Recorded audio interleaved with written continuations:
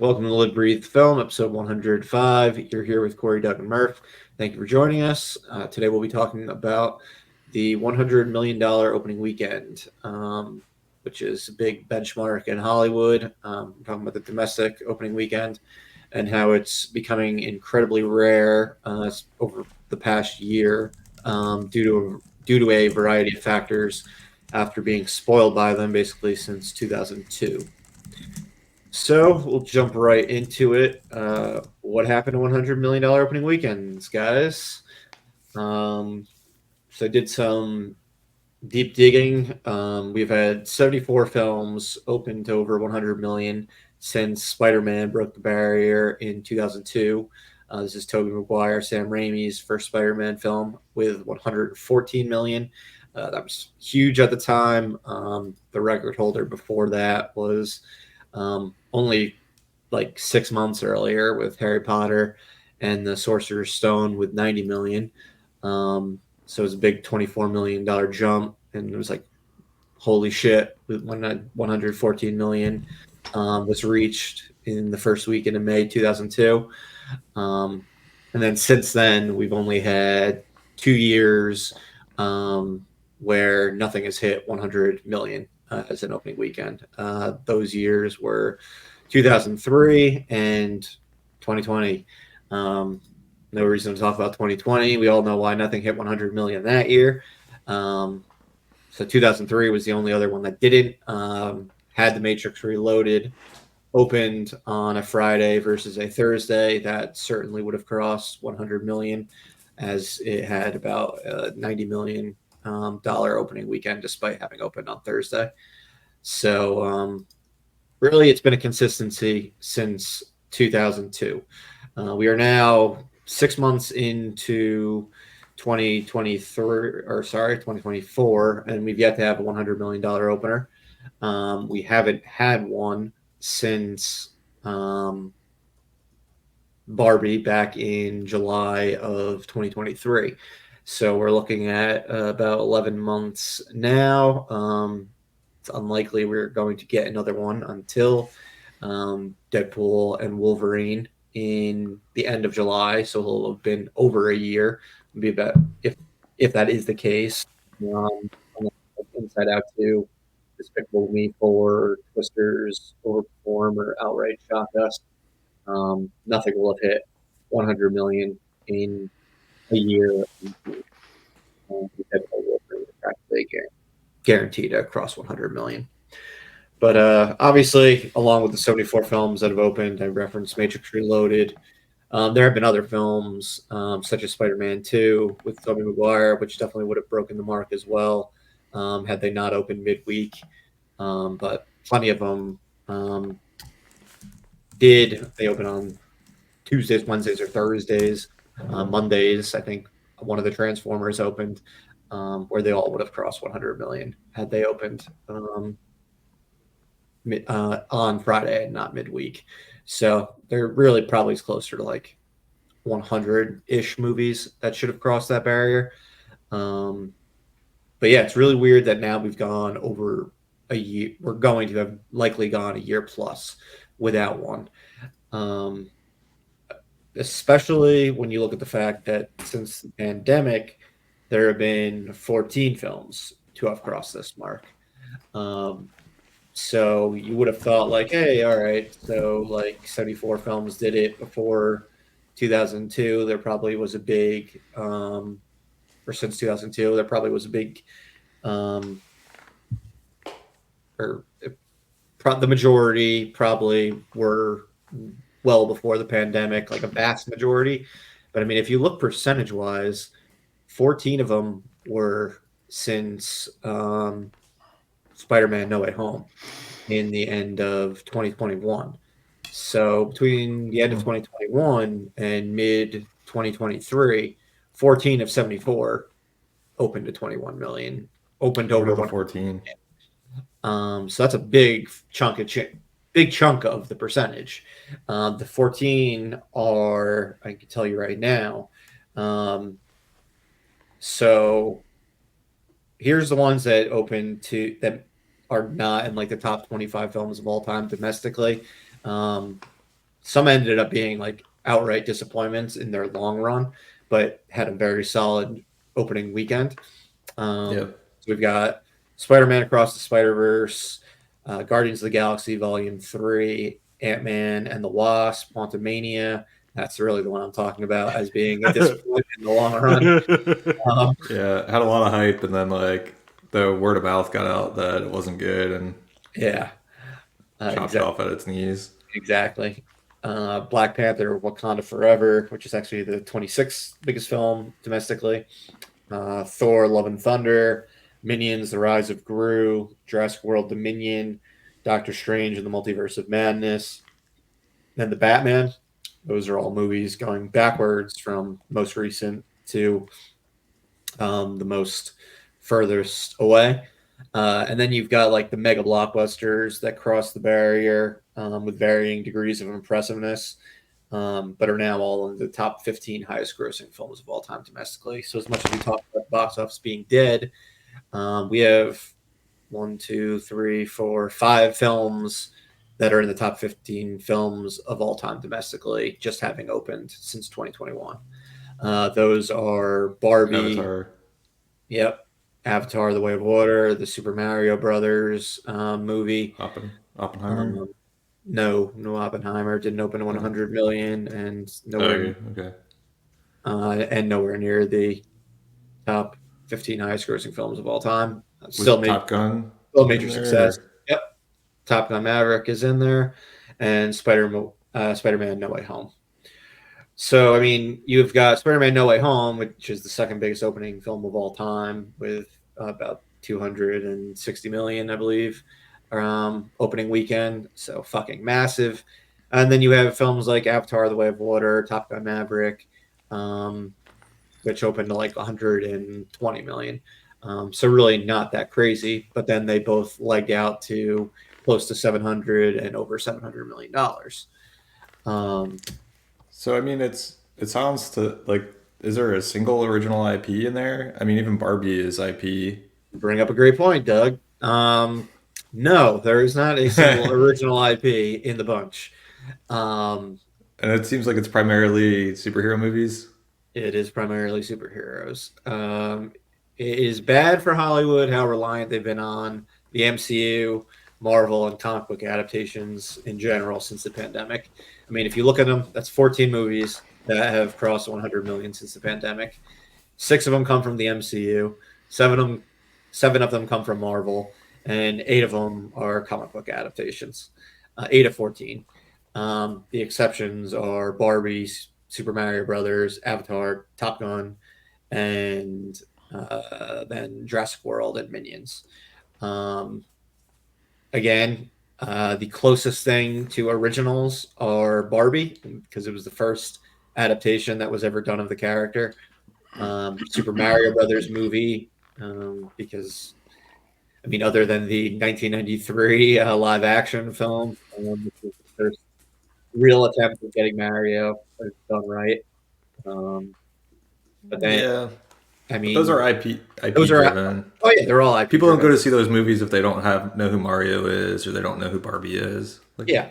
Then I mean, the only other way you can go about it is saying, well, I mean, Top Gun is it's only the second film in the series, and the first one was back in 1986, so it was what 36 years before getting the sequel. um, but it's still an IP. And then Avatar: The Way of Water, second film in the series, first one since 2009. um, so that was a what, 13-year gap between films. But otherwise, I mean, Minions: The Rise of Gru is what the fifth film of that series. This as a spin-off of the Despicable Me franchise. Jurassic World Dominions, the sixth film in the Jurassic Park franchise. Um, and then, yeah, everything else is superheroes. Um, the Batman is a reboot, but otherwise, everything is a straight up sequel or um, part of or a sequel in the MCU. Um, so yeah, it is pretty bad.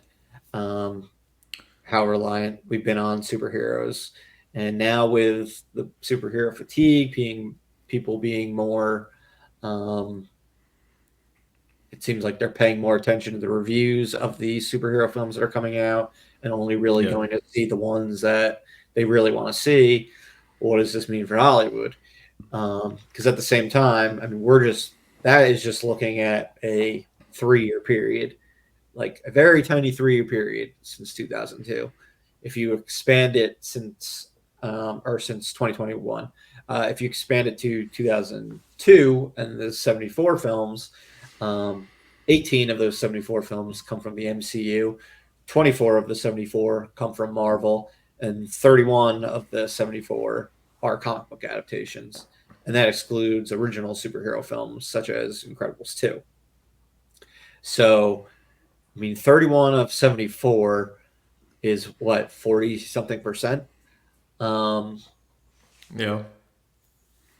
if superheroes if people are really only going to see so many superhero movies, what the hell does that mean for, I mean, the $100 million opening weekend? What does it mean for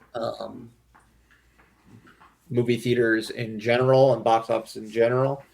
Um, It's probably also worth pointing out that we had the Marvels drop during this time period, which obviously wasn't on this list, which is Yeah. kind of what goes to like, to a little bit of like the surprise of, I think, a lot of people, because these movies are typically $100 million opening weekend. Marvels couldn't even make it to 100 million total. Yeah.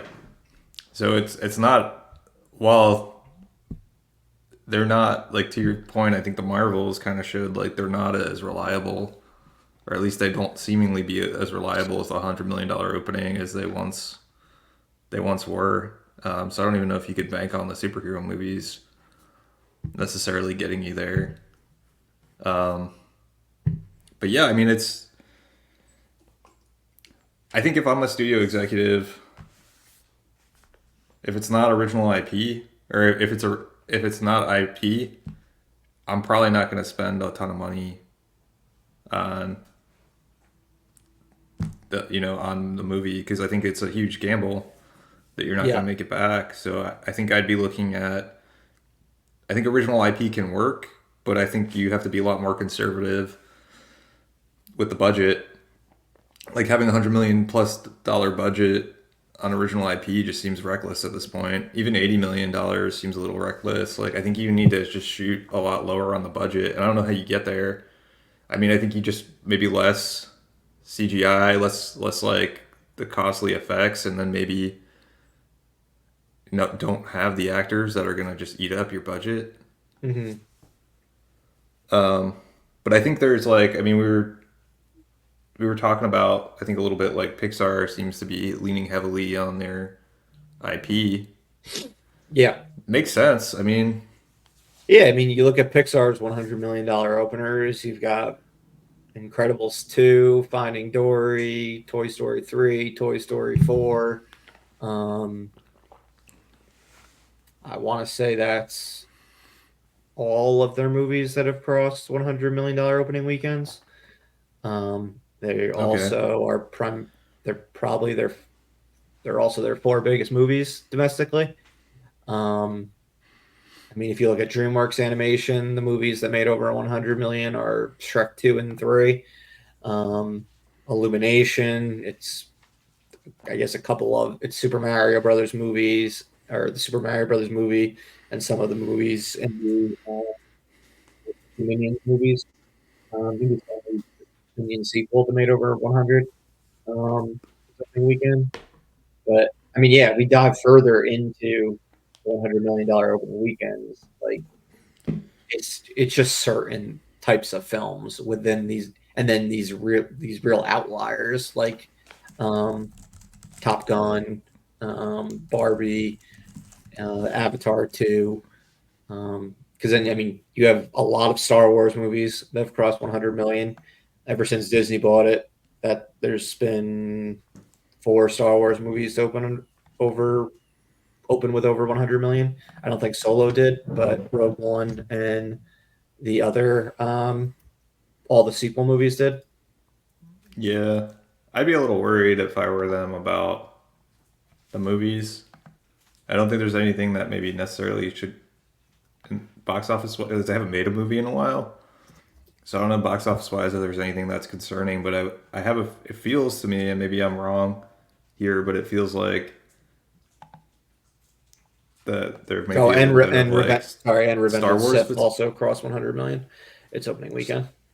I think they could have also been creating like a little bit of Star Wars fatigue with all the TV Yes. shows. Yeah. I mean, they were creating Star Wars fatigue like in the movie theater by releasing Solo 6 months after The Last Jedi Yeah. as well. Um, they sort of killed their So golden goose. They were on a fucking roll with every year with Force Awakens, Rogue One, and The Last Jedi coming out each 1 year apart in December of 15, 16, 17. I mean, you had two of them opened over 200 million. Force Awakens was the biggest opening of all time when it opened yep. at 250. And then Rogue One, which was the first non Skywalker saga film that opened over 150 million, and then Last Jedi opened to over 200 million, and then Solo free falls to only like an 80 something $1 million opening weekend, and then the Rise of Skywalker, while still having a 180 million opening weekend or something like that, like kind of killed the brand and made it go completely to Disney Plus ever since 2019. Yeah. I mean, it'll be interesting. So we know Star Wars wise, we've got like Mandalorian and Baby Yoda or whatever the heck they're calling that thing. I'm sure Yeah. that'll do well. Um, Will people pay to go see what they've been watching on TV for free though? And especially yeah, I mean that's I'm a not show where the convinced. that quality's gone down. I'm not convinced that movie is guaranteed at all.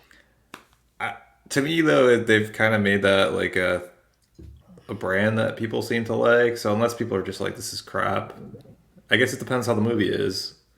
I agree. I mean, if it's not a good movie, then maybe people won't go out and see it. But um, And then you've got I don't your know. To me, it seems like they at least have like that. The Mandalorian, although it's gone down in quality over the last couple of seasons, I think people still have a favorable view of it mhm. overall. And people like Baby Yoda. I mean, I think like kids and stuff would enjoy that character. Yeah. Um, or Grogu, I should say. Um, there's been like rumors on and again, off again about Ray and whether or not they're going to be doing like a Ray follow up movie. There's so many rumors about what will come next with Star Wars. Um, it's It's like weird that we're at a they've point just where it's like I'll see when I see it, I'll believe it. yeah, it's weird that there hasn't been any like movies that they just kind of pivoted to TV for the last couple Yeah, for well, I mean for the last few years. they spend a lot of money on these shows too, and I don't think Yeah, they're really retaining subscribers. but I don't know. I mean, it's got to be like I think from a studio perspective, you could lower the budget on the non-original IP and just accept the fact that you're not gonna if you're gonna recoup your dollars and it's not IP that's successful, then you're not gonna make back the money if you spend too much money. So just you could lower the budget, but that still doesn't solve like the movie theater owner problem. Yeah, So I don't know. Like I don't see it. I know like we try not to go like doom and gloom, but I don't think movie theaters are going away. Period. But I can't imagine if the new reality is just lower budget movies, accepting the fact that huge audiences aren't going to come out unless it's some big event. I don't see how the number of movie theaters that we have today continues onward. Personally, yeah. I'm taking another look at these 74 films that hit that milestone. Some other um, types of films that have done it like to a decent amount were the live action Disney adaptations. You've got The Lion King, Beauty and the Beast, Alice in Wonderland. Um, they all did it. Um, but I feel like at this point, Disney's kind of exhausted their most popular franchises or their most popular animated films into live action already. Then you've got book adaptations, which were huge. They maybe we need to find another book series because I mean you've got what three at least three entries in the Twilight Saga. They all did it.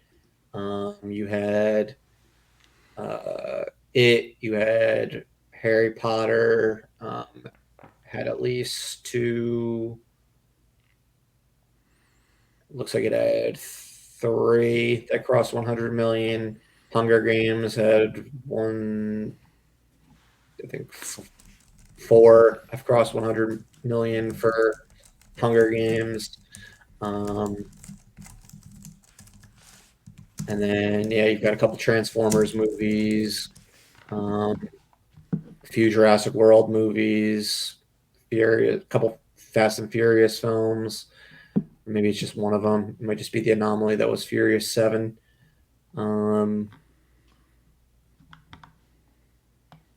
Yeah, it was just Furious 7 that did it. And then Indiana Jones and the Kingdom of the Crystal Skull.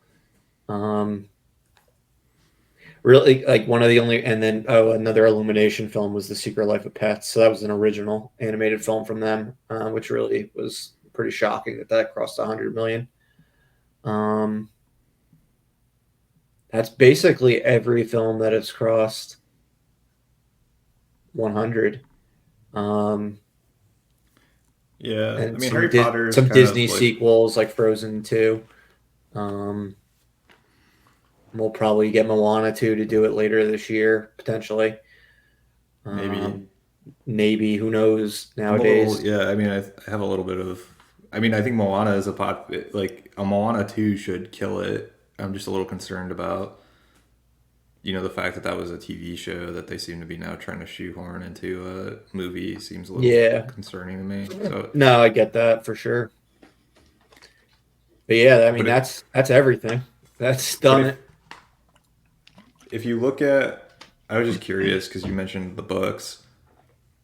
I mean, Harry Potter was obviously a phenomenon, right? Mhm. Sorcerer and the Stone sold 120 million books. Next highest was Hobbit at 100 million.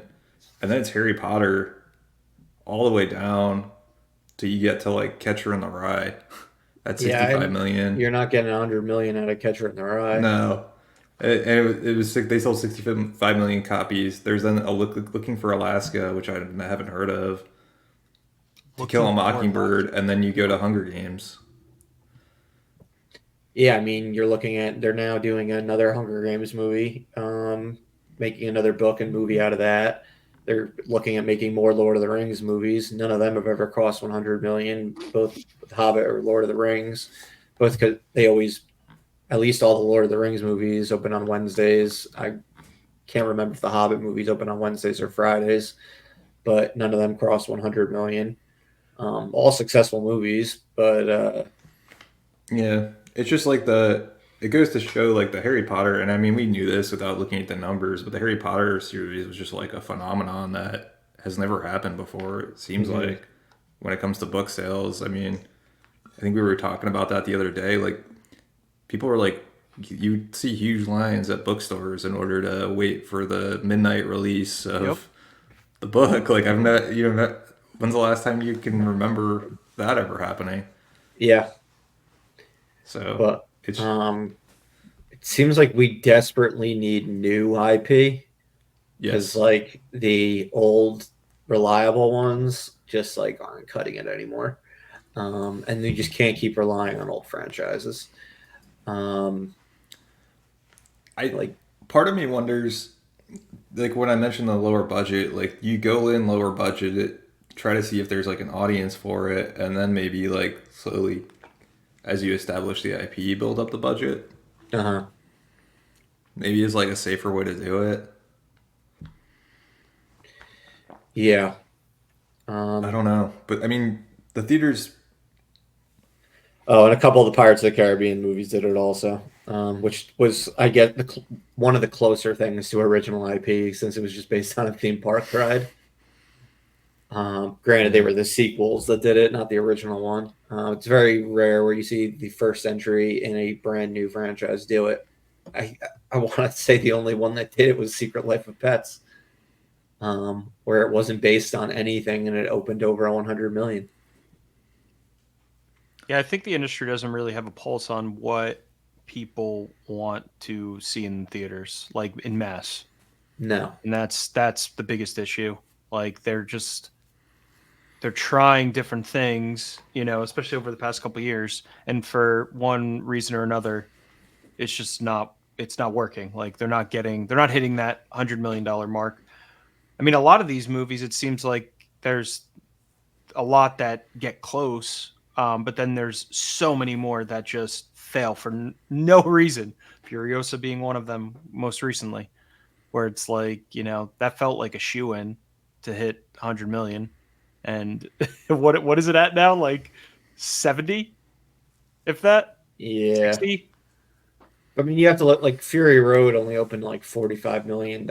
So, like, yeah, I mean, it would definitely look like it'd be a shoe in to make $100 million total. It's at 54 million total at the moment. So it's just bad. Yeah. and it's free That's falling, just bad. right? Like it's not going to Yeah, get to 100 million. no, No, it's it's not slowing getting to down. 100 million. Like it fell 60 something percent in its second weekend. Yeah, that's not what Um, you want to see.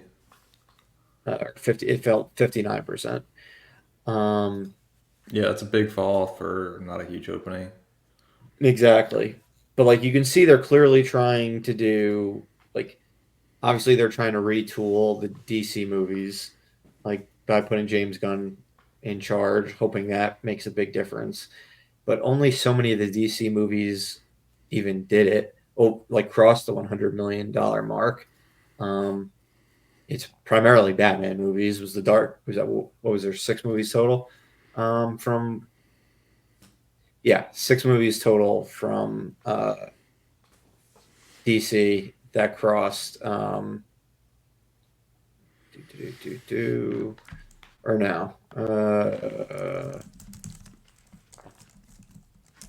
7 movies total from in the superhero genre from DC that crossed 100 million. It was The Dark Knight, Dark Knight Rises, Batman vs Superman, The Batman. So that's 4 of them right there, and then Man of Steel, Wonder Woman, and Suicide Squad. And so Batman technically made an appearance in Suicide Squad No, also. no Batman and Robin. Not Batman and Robin.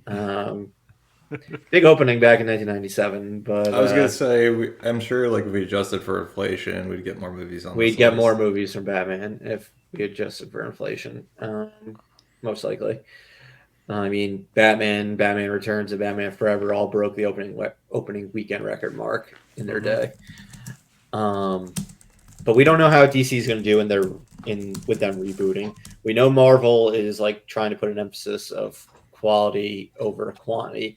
That's not going to take effect for a couple more years because next year they have a bunch of movies coming out that were all like from the era of like let's just throw a spin-off at in the mix and hope it's successful, like Thunderbolts and the latest Captain America movie, which is spinning off the TV show, uh, the I wish they're doing reshoots Falcon and the Winter Soldier, and they're continuing to do reshoots. Um, with Giancarlo Esposito, right? yeah, He's rumored to be in the reshoots. Any yeah. idea who he's playing yet, or no? I haven't heard yet. No. I thought I heard it was there was a rumor that he was going to be um, Sam's father, which would be kind of weird. I hope that's not true. I heard Striker. That is not a big deal. He talked about it like it was Yeah, this being a huge big deal. character. So if it's Sam's father, that does not seem like it's a big deal. No, not at all. Jesus Christ. Uh, so yeah, I don't think you can rely really on Marvel and comic books, just like in general. I think you're gonna have random ones that blow up, and then otherwise, like it'll Yeah. be I fairly mean, disappointing. I Like think I if think, Deadpool and Wolverine isn't huge, then I would be start ringing the alarm bells for Marvel because yeah, that's a movie that would typically kill, and I'm expecting it to do well. But I mean, that's an event. It's one of those yes, event type movies where it's promising like a bunch of ridiculous cameos, and like of the it's one, one of those things that people. Like a No It's Way kind Home. of yeah, it's a no way home where everyone's gonna be like cheering yeah, for the for movies that like they've the got coming, cameos. the movies they've got coming up for both DC and Marvel that we know that are have good shots at $100 million openings. Deadpool and Wolverine on the MCU side, secret like the Avengers sequels that come out on the MCU side, um, the next MCU Spider-Man movie. Then on the Sony side, you've got Beyond the Spider-Verse. That'll definitely do it. On the Yep. DC side, you've got the Batman Part Two, and likely Joker Folia Due. That opened to 90 plus million. The first Maybe one, Superman Legacy. maybe Superman Legacy, and Maybe. because Man of Steel was able to pull it off, so maybe this one can do it also. Depends how good the trailers look and all that. Yeah, but I mean, I don't know if a Fantastic Four can do $100 million based on the fact that there's been three already, and like the general public will probably be like, "Why do I want to pay money to see this again?" I've been kind of let down a bunch of times in the past. Did those movies do well? Like even the first one, The Fantastic first Four? two did both. First two both made over 100 million total, but the 2015 reboot only made like 50 million. Yeah. And then you've got like this Sony movies that are just regularly like kind of like making superhero movies look bad. Um, and they'll continue to do so this year, likely with Craven We'll see. Maybe Craven will be great. and Venom, maybe. I mean, people like Venom, but that's not a one People have hundred always liked Venom. million dollar He's like franchise. he's Spider Man, but in a black suit. Yeah, and Yeah, the but And he like looks movies, they cool. turned him into an anti-hero, which is like the most ridiculous thing in the world. and it's like a comedy, like that franchise. Yeah. um, but like those are like the only like guaranteed hits. And then whenever they do an X Men X movie, Men. Yeah, yeah, X Men when they come out should be a hit. At least the first one. like I they don't know need how did the X Men movies do? the only ones that have made over 100 are The Last Stand and Deadpool 1 and 2. The Last Stand. Yeah. Wow. Um, I suspect though the like X Men joining the MCU will be a bigger pop. the MCU, yes, it will. It will. And you have to go. I mean, you're going back all the way to 2000. Like Right, where you we're gotta look, kind of like adjust for inflation. yeah, like X2 made 85 million in um 2003. So it was only like the year after the first $100 million opener, where 85 million was fucking huge for X2. Um, Yeah, I mean they're saying adjusted for inflation, X Men 2000 made 314 million total. domestic Yeah. total. It had a $54 million opening weekend. And like Logan was a big movie opening weekend total. Days of Future Past, that was both of those made like 90 million opening weekend. Um, so like yeah, I think an X Men movie is will do just fine. Um, but Yeah, I think that's got a way better shot than Fantastic Four. yeah, but it seems like they need to develop new IP, um, because I mean this past year has just been embarrassing. The two movies, or the well, what do we have? Four movies did it last year. Two superhero movies, and then Barbie and Super Mario Brothers. I imagine we are going to get more, and we are going to get more films based on video games. I imagine we are going to get more films based on toys. Um, I mean, the only toy franchises we've seen succeed have been Transformers and Barbie. So I don't know what other ones can actually do it. Um, Video games, you've used your biggest guy in Mario at this point. The Sonic movies have done well, but they haven't broken over $100 million, and I don't Yeah, think they've even broken 200 total we got Borderlands this summer, domestically. Yeah, which I don't 190 expect much for from, Sonic but 2 and 150 for Sonic 1. Yeah, Borderlands is not going to do it.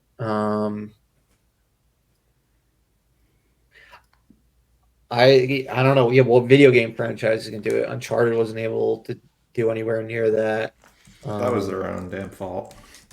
yeah, for not making a movie that looked like That was really felt Uncharted. like Uncharted. Yeah, Um, uh, they should have enlisted Tom Cruise to help make an Uncharted movie.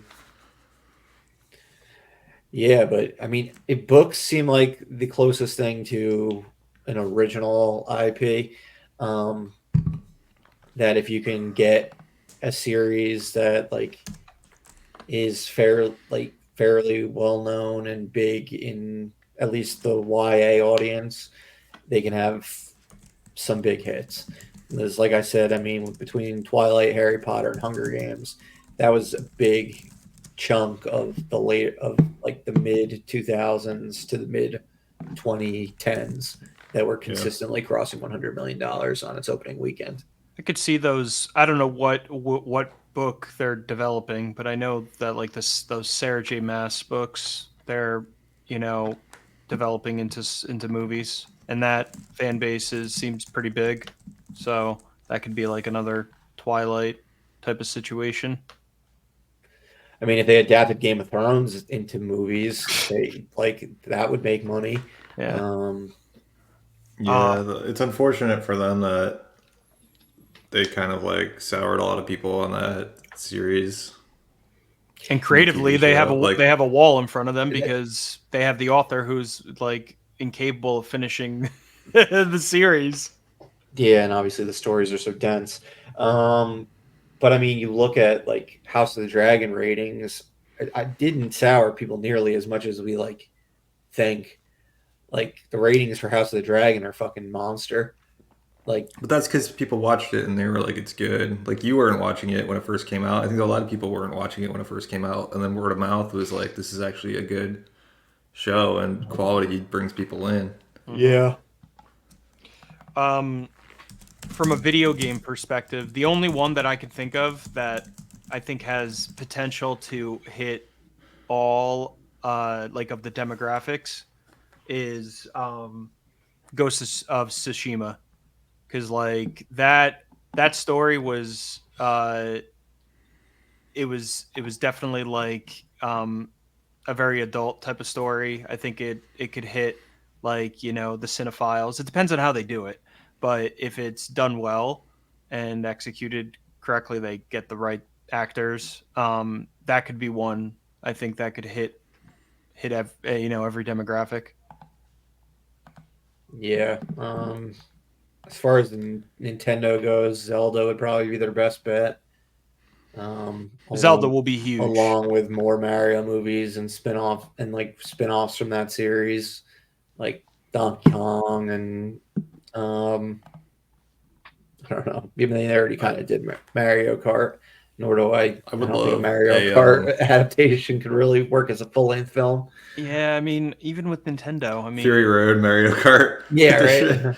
right.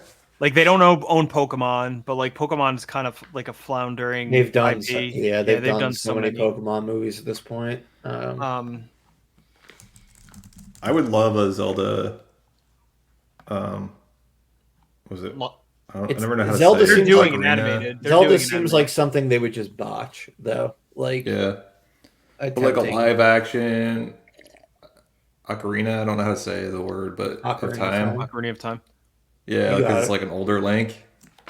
I don't think they're. Oh, I that'd think be it's going so to be good. animated like I Mario. know. From what You're right, but that would be so cool. And there's time travel, and there's like an older Link, and oh, that would be so good. it'll be tailored towards children. But yeah, like you said, Doug, I think budgets need to drop. Like you need to make more movies at with less money that cost less money, so the risks aren't as high. You need Yeah, to do more original stuff. I mean, it needs to be something that it looks worth seeing in the theaters. like obviously Dune's a book series that while it didn't cross $100 million, like they've turned it into a major series at the box office. Like in the long run, with Dune Part Two nearly making 300 million after opening to 80 something million. Um, but like they're attempting more Lord of the Rings movies. We've talked about that. That feels like diminishing returns. Harry But Potter, yeah, it feels like diminishing returns. It already did with The Hobbit. They're going to TV with Harry Potter. Like they're doing more Hunger Games. They're going to TV with it. Um, so I saw Jurassic Park. They did like a cartoon now thing. they're doing another Jurassic Park movie. But like how like much can you rely on these '90s franchises still? Um, I mean, eventually I, when I can't I believe they're mean, doing another. we'll see how Twisters does this summer, and then we'll see how I'm trying to think of some of these other ones, but like Mission Impossible is like that's at the end of its rope. Fast and Furious is at the end of its rope. A lot of these like yeah, long running ones that never were rebooted or like kind of had interesting like roads to the Ghostbusters doesn't really seem like there's much left of the mine from there. nope. Um, Um, Indiana Jones is done. as long as Um, Zemeckis is alive, Back to the Future won't get remade, but you know they want to. yeah, oh, you know they're fucking licking their chops to eventually do that again. I mean, Um, Avatar is your most bankable, your most reliable hit maker. It's a sure. movie that's like intended strictly, like really strictly to see in a movie theater because of the 3D aspect of it. We've got plenty more of them coming. Um, so it seems like that'll be the most reliable hit maker over the next decade. Uh, Star Wars There, needs a reboot if like in how they approach those films in order to have more successes consistently. yeah. Yeah, I mean, if you look at '90s franchises, they've milked a lot of these. There was like The Matrix was a big hit. You know, they milked Mm-hmm. that to death. Scream, they're still doing. Yeah, like Forrest Gump doesn't set itself up to a sequel. Men in The Black's like Mummy, they're doing basically again, done at right? this. Mummy they're gonna do again. Men in Even though Black they've was done, sort of like ended its run. They tried Independence Day, didn't work out. Terminators, they've killed that feels like they've milked franchise. that as Yeah, much as they could. they're still trying to milk Alien and Predator and things like that, but they're limited in what they can do. Matrix seems like that's kind of at the Matrix end of its rope. is done. Lion King, they're still doing. Home Alone was kind of they tried to do it post Macaulay Aren't, Yeah, Culkin, but it didn't aren't work. they going to be doing? I heard that they were gonna reboot Home Alone again. They probably will. I'm sure. Yeah, I'm sure they will. Disney's like, Bad wow, Boys, the fourth one just we've came only done it out. once so far. Yeah, I mean they're really just I mean, like yeah, every if you think Beverly about Hills it, Cop is going to fucking Netflix. That was like the biggest movie. That was the biggest. First one was the biggest movie of the year it came out, and the fourth one is going directly to Netflix. Um, like you had Knives Out, which could have like grown as a franchise, but you chose to sell those rights to Netflix for the sequels. Um, Bond has never been a $100 million franchise, but they're mm, obviously going to continue making those. Um, yeah, there's really not much from the '90s to grab anymore. It seems like they've gone through all that. yeah, and like the 2000s franchises are still going with like Transformers and stuff like that, but they've all kind of hit their ceiling. I mean, they're continuing to do Teenage Mutant Ninja Turtles movies, but they've hit their ceiling. Um, That new one will probably be big. The one about what was it, like Ronin Raphael or whatever? I heard they're developing that yeah, I based on one of the don't know how comics. big an R-rated Teenage Mutant Ninja Turtle movie can be, but it'll be interesting to see at the very least. Yeah, Um, but yeah, yeah. I Disney think needs to get its groove back desperately on all fronts: animated, Pixar, um, Star Wars, Marvel. etc. Because them being down hurts the entire industry. Um, superheroes, either you need to start spending less on them, they need to start making more money, and the quality needs to be higher. But yeah, it seems like more attempting more new franchises and making them for less money, and just figuring out how to turn them into an event.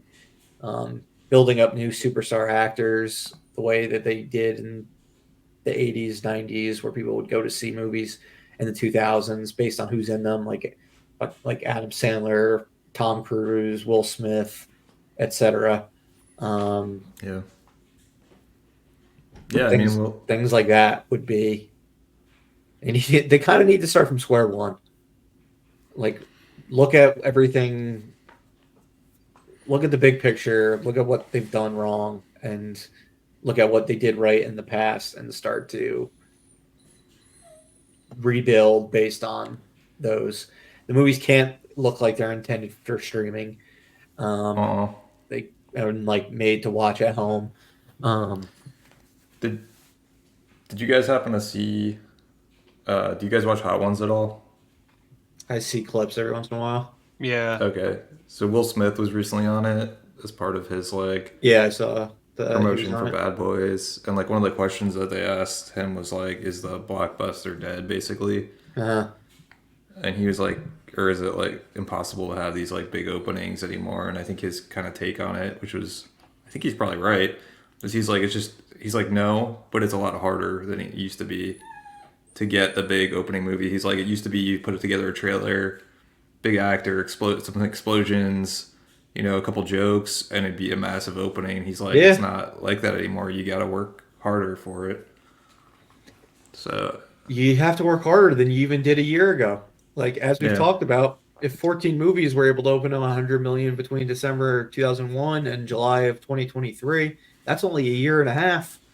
Um, what the fuck has happened since then, other than two strikes? And I I was I gonna say that's part of it. I mean, we did a box office draft, a little promotion for yeah, that thing that we do and we talk about after this episode. But I mean, we did a box office draft and we were like, these picks suck. yeah, It's think not a a, summer. we've It said doesn't that feel like a summer buck. we've said that 3 drafts in a row, and Yeah, like, and part of it's the writer's strike, and we had two strikes that overlapped, and as a result, there's not a ton of movies coming out. Like this isn't a summer movie slate. What we yeah, have this no, summer. I mean, these theaters just need to survive until 25, and then Hope there's not another hopefully, strike that or pandemic or something that. yeah, that just disrupts the industry. And then just hope the movies that come out next year, the quality is higher. But it seems like the movies next year are still going to be suffering from being everyone resting on their laurels and just like having done the same old shit, because it's like still remaining pieces from that mentality. Um, Yeah, so I don't know, but it's interesting when we just started texting about this earlier this past week, and it was like, damn, like it's crazy how many we've had, and then how it just completely stopped, and then just looking into the trends of which types of movies have done it in the past, and how it's only so many types of movies that have done it, and how there really aren't that many bankable ones of those types anymore. Um, yeah, so we'll see, but I guess we got nothing really more to say about it now, so we can end the main topic, and then we can kind of get into the summer box office and how things have been before we midway. move on, So far. I do have one other comment. Yeah, Um, I think I think another issue. I mean, the quality of the films, yes, there's definitely an issue there. But I think there's so much more stuff, even a year from a year ago. There's so much more stuff that's competing for people's time on a daily yes, basis 100. Yeah, yeah, yeah. That's a good that point. We didn't talk about that. Good yeah, point. and Thank you. I think that that's a huge uphill yeah, battle for these companies that are trying to market these films and trying to get butts in the seats because I know for me, like sometimes I'm like, I'll wait until this movie's on VOD because I'm, playing this video game or watching this TV show or reading this book, whatever it is. There's just so much other shit out there that is, competing for people's time, and I think that's definitely, something that they have to try to figure out, try to get Yeah. people in the seats. Yeah, I mean, you're telling fucking I'm just gonna throw out a generalization, male nerds to go see movies this month when they could stay home and watch a Star Wars TV show, a Game of Thrones TV show, and The Boys, all throwing out new episodes every single week this month. Yeah. So Yeah, I mean, that's just television. That's just nerd television alone. yeah. I think a couple of things have happened in home entertainment that's kind of changed. I mean, The you just landscape is probably a big part of it, but I mean, like TV's gotten a lot more money's gotten into TV. There was this streaming wars where we were getting like a huge influx of TV shows, new TV content, and the quality has been good for the most part. I mean, I think as these streaming services are kind of starting to find out, that this isn't the cash cow they thought it would be, and so we're starting to see that back off some. yeah. But I mean, up until now, we've had a ton of content, and then just the quality of at-home entertainment has gotten really good. Like unless it's a big event movie, it doesn't really feel all that different for me to watch it at home. Other than I can pause it if I have to go to the bathroom, or I don't have to worry about the person next to me being an asshole and looking at their phone, or talking really loudly, or any of the stuff that bugs me when I'm watching things with like an audience, which I don't know, in some respects feels like it's gotten a little bit worse, the etiquette in the movie theater. It had definitely. It's been bad for a while, but there's some Yeah. times where it's like truly appalling. Yeah, And and so it's like you don't even I want to can't even say concentrate anything on the to movie. people because you have to worry about like potential violence happening if you do. Yeah. So it's like you're fucked. And then that's Yeah, and not then even talking about like YouTube, TikTok things that like distract people like at home. Just like, oh, I guess I can watch entertainment from these content creators for free. Um, so there's just so many things that are pulling eyeballs away or competing for eyeballs. yeah, yeah. I mean, that's definitely plays into it. I mean, it's it's a lot of the stuff, but I know for me, like the etiquette change is kind of, I'll walk out of the theater and be like, man, I don't want to go see a movie next time in the theater because Uh-huh. it's distracting, and so yeah, I mean, you got like kind of a perfect storm of just like all these shitty things aligning for Yeah, movie theaters. yeah, and I guess the last thing to point out is, I mean, the first $100 million movie was 2002. That was the peak year in movie ticket sales. That was 2002. It's been going down ever since.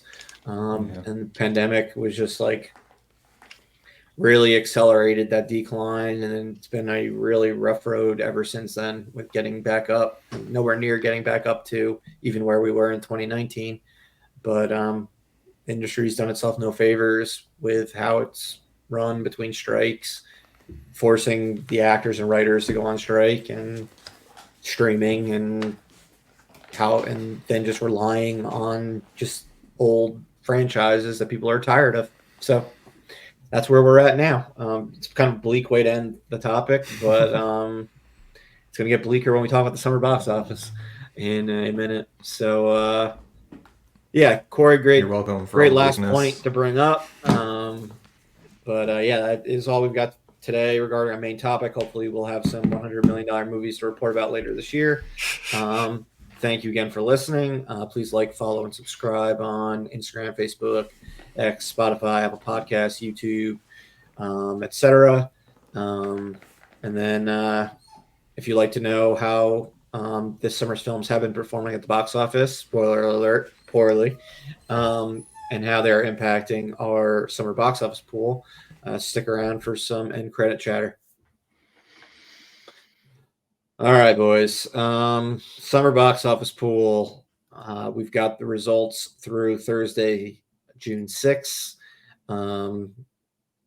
Things ain't great.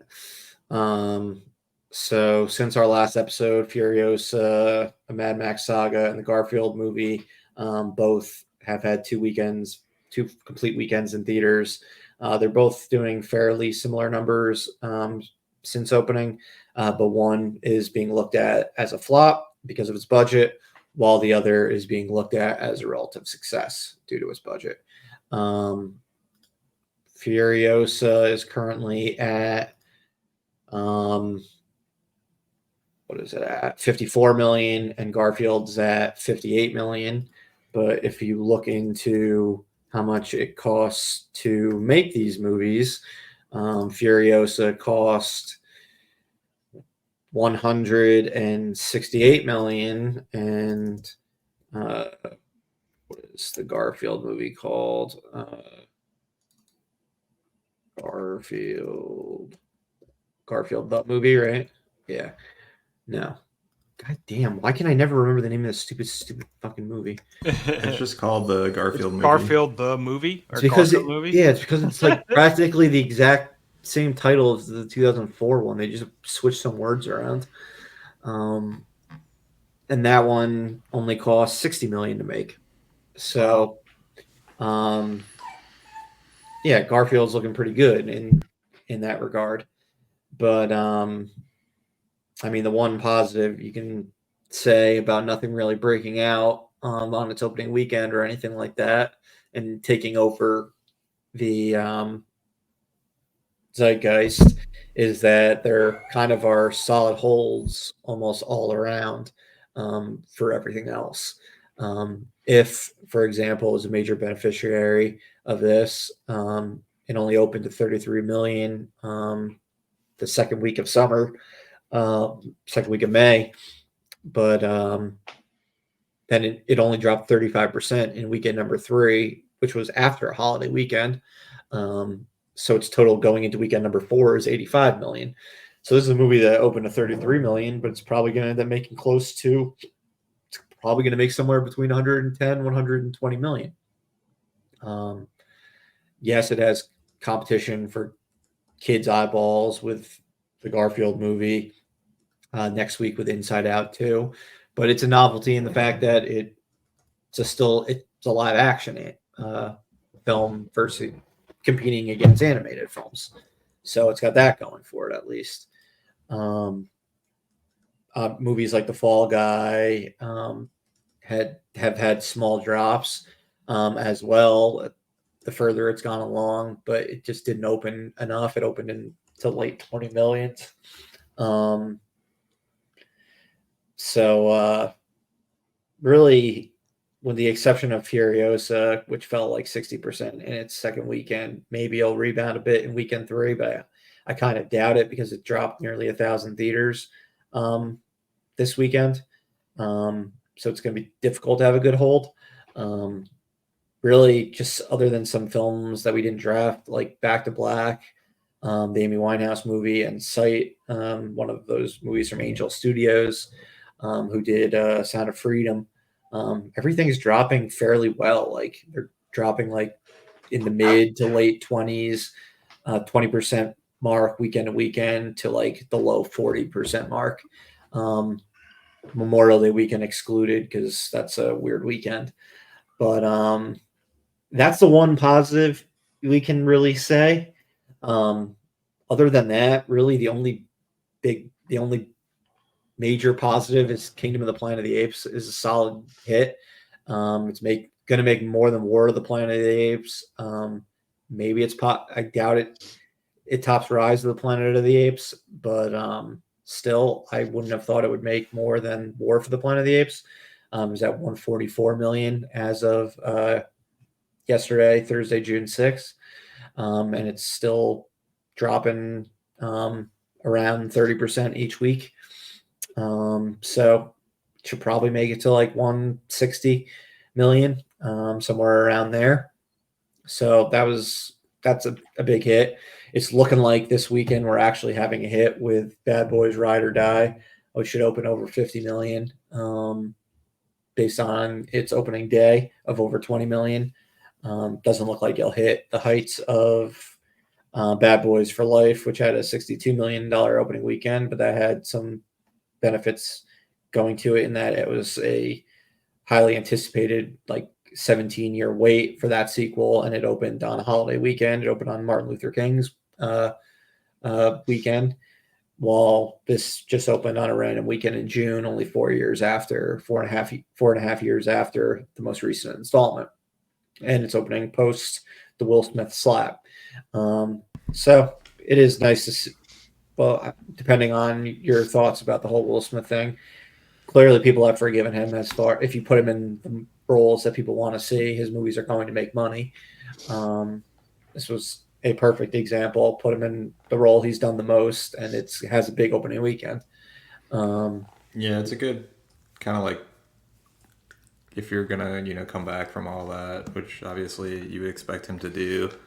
This is probably a good one to do it because it's not just you're not writing Will Smith completely. You're writing like the Bad Boys franchise. It's a two-hander with Martin Lawrence. Yeah, you got Martin Lawrence in probably his biggest franchise.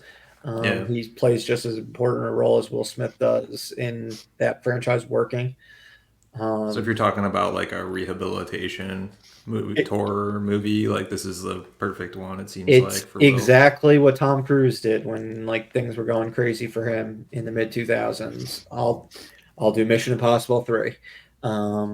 It didn't work out as well for him as this is working out, because it was way too soon between him jumping on the couch and all the Scientology stuff in the summer of 2005, and then Mission Impossible coming out in the summer of 2006, versus the slap happening in the beginning of 2022. So this is 2+ years later.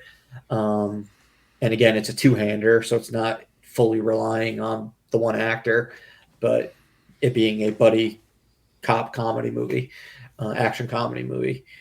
Yeah. I suspect he'll start making movies again after this. I think this will do probably decent enough. Yeah. And I suspect we'll probably start seeing him in more stuff. I know he's been talking about I Am Legend. Yes, and I Am Legend 2. One of his bigger hits, a movie that relied 100% on Will Smith. I mean, you look at his he run. Dies at the end of that movie. Spoiler alert! But they're using the original ending. Yeah, before test audiences fuck that up. Yeah. But I mean, his run from the mid '90s to the end of the 2000s was absolutely insane. I mean, since then he's really only had hits in franchises: Suicide Squad, Aladdin, the live action version of it, not Mission Impossible, Men in Black 3, Bad Boys 3 and 4. Those are really his only hits since Hancock. I think that was like his last original hit in 2008. But you put him in something that people know him in already, or something that people already know the IP, he puts out hit movies. People like to see him in those type of things. So yeah, I imagine we're going to get I Am Legend 2. Supposedly it's him and Michael B. Jordan. And we'll get some other... wouldn't shock me if we eventually get a Men in Black 4 or something like that. Probably sooner rather than later they need to do that. Though Tommy Lee's not getting any younger unless they. Yeah, I mean they barely used him in 3 by doing time travel and having Josh Brolin play the character. Yeah. I mean they could make. I mean that's kind of the 3 though. I was gonna say they could make Will like the Tommy Lee Jones character. Yeah. And have a new person, but they kind of did that already. And then Men in Black just didn't seem to work at all when they just switched out the when leads. They took Will Smith out. Yeah. And had Tommy Chris Lee Jones out. Exactly. Men in Black International. Wouldn't shock me if they do a Bad Boys 5, like sort of a modern, if this one's successful, a modern day trilogy. Seems like it will be. That wouldn't surprise me either. So how are we looking in the? As far as how we're looking for the pool, Doug's you're in first place with 230 million. That's just from Kingdom of the Planet of the Apes and If. So you're killing it so far. You're going to be killing it this weekend with Bad Boys Ride or Die. You're in the driver's seat. It's yours to lose.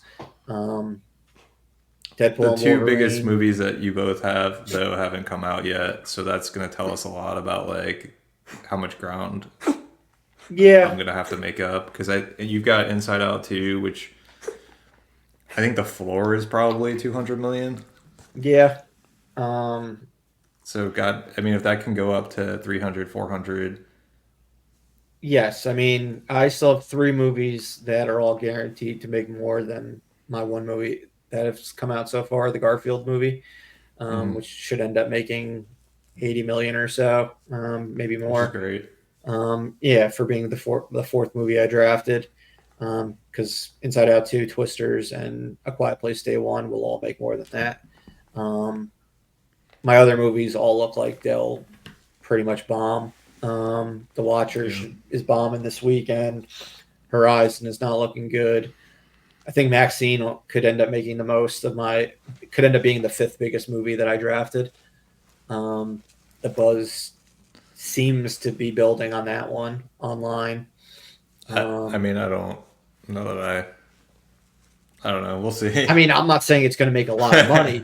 I'm saying Yeah, that it can make it 20 speaks more to million, your and then yeah. and that could make more than the other three. Yeah, it just speaks more to your other movies than it does necessarily the Yeah, success of no, Maxine. I had a terrible second half of the draft. Yeah, But I'm definitely. I think yeah, there's a lot to worry about from you, Murph, just based on some of the movies you have left and not knowing. I think Inside Out 2 scares me a lot. I'm worried about how much ground it's going to have to be made up there. And then Twisters is an unknown that could take off. If it does, then you're probably going to take it. And then Corey's got, a couple of bigger movies left that could really propel him too. Despicable Me is a consistently strong franchise for him to have. So I think that's another one we're probably looking at least 200 maybe. yeah, no, it's definitely making 200. So it'll be interesting to see like how high that goes.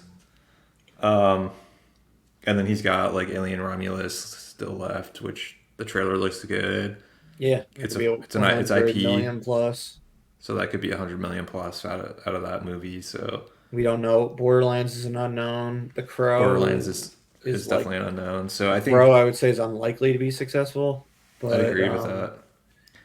But So yeah, yeah, you two are. I mean, it's 230 for Doug, 179 for Corey, and 59 for myself. So obviously Corey and you are only 50 million apart. Granted, Corey's had 4 movies come out. You've had 2 come out. One of his was his last pick, though. The Strangers also was a middle of the round, overperformed. Pick, and it definitely overperformed. So got Same over with 30 million. Star Wars. Yeah, Star Release. Wars for a last pick, making 13 million from that. Can't complain with that at all. But Yeah. Fall Guy, definitely a disappointment. Furiosa, just a massive disappointment. Yep. But I mean, Yeah. for you, you've got the biggest hit of the summer so far with Kingdom of the Planet of the Apes, and you've got a movie that looked like it was looked bad after its opening weekend. It's the second biggest movie of the summer as of now, and so you're going to have the top 3 movies of the summer by the end of this weekend. Yeah. Doug. And then that'll all change once Inside Out 2 comes out. But Yeah, and then yeah, it'll depend on how these movies. Maybe that It Ends With Us movie is huge for you. I need that movie to be huge, I think, to feel good. But yeah, Trap, maybe that's a $40-50 million movie. Yeah, it doesn't help that The Watchers just came out and has M. Night Shyamalan's name on it. It's his daughter, though. Yeah, we'll see. Horizon, again, doesn't look good for either of us, but you drafted yours super late, so that was good for Yeah, you. it was more a hedge on you, Murph. But I mean, if it's not good, then my movie's probably going to do even worse. And then Harold and the Purple Crayon, like we Not said, expecting anything out of that. Yeah, that was kind of like a shot in the dark. So yeah, I mean, our next episode, we're gonna have a lot more to talk about because by then we'll have we'll have a lot more to talk about in regards to 2 full weekends of Bad Boys. We will have the opening weekend of Inside Out 2, and yeah, that's really it. Before we get into A Quiet Place Day One and Horizon. So yeah. Um, Anything else you Cool. guys want to talk about with the box office? No, I think it's a wait and see for now. Yeah, I See mean how it materializes. All it's right. yeah, it's kind of it's still anyone's Definitely game. underwhelming. We need So the far. summer to kick off. I mean, Bad Boys 2, it's or Bad Boys 4 is it's something. I mean, it's not even as big as Kingdom of the Planet of the Apes opened, but it's still it's a positive sign of things to come. They're Um, saying Quiet Place Day One has got a 3 day tracking of 40 million plus. I mean, that could be big for you, Murph. yeah, I mean, 1 and 2 both opened around 50 million. It doesn't So have the leads. It's not Krasinski's not involved. Um, I mean, that seems pretty good considering all things considered. yeah, no, I mean, if they're saying 40 now, I'll fucking take that because 40 plus. it'll Yeah, I likely mean, that only could go be. up. Yeah. Quiet Place One opened to 50 million. Quiet Place Part Two opened to 47 million as the first like summer movie post pandemic in Yeah. when it opened in 2021 Memorial Day weekend. So we'll see. But yeah, things are gonna. We really need Inside Out to be a hit for the sake of movie theaters and Pixar. But not for Obviously, the you sake guys of the don't. box office Yeah, for the pool. box office pool, you guys don't want to see it to be a big hit. But Yeah. it would be nice if we get a bunch of consistent hits with Inside Out 2, Despicable Me 4, Quiet Place, Twisters, and Deadpool and Wolverine, um, Yeah. along with I some of don't these want other it. I want us movies. to do successful enough that people are happy, but not successful enough, not so successful that you just like in the stratosphere on the box office pool. Yeah. That's Well, kind of my. again, I want to it'll like thread the it'll be needle on that one. it'll be tough since I'm only really working with 4 movies because of how poorly I drafted in the second half. So we'll see. But as always, this has been Corey Duggan Murph at Live Breathe Film. We'll see you again next time, film fans. Bye.